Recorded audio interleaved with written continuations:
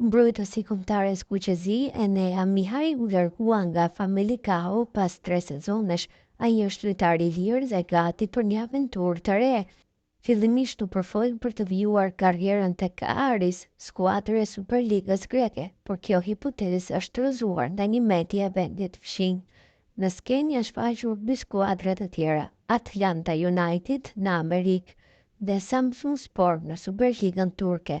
Të kjo e fundit bën pjesë e sulmuesit Shqipërisë Arpënor Muja. Për momentin duket se skuadra turke është më e avantazhuar.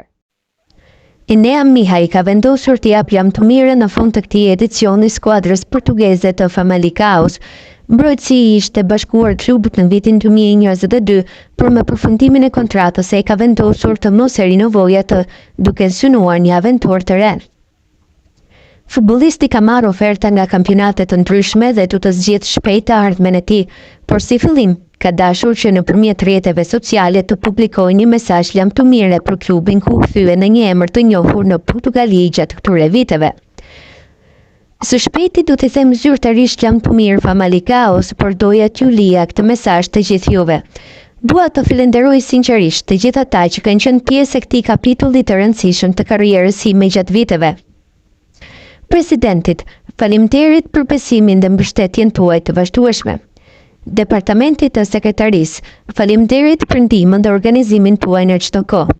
Stafit të trenerëve, jam mirënjohës për të gjitha udhëzimet dhe arritjen që më keni ofruar gjatë këtyre viteve.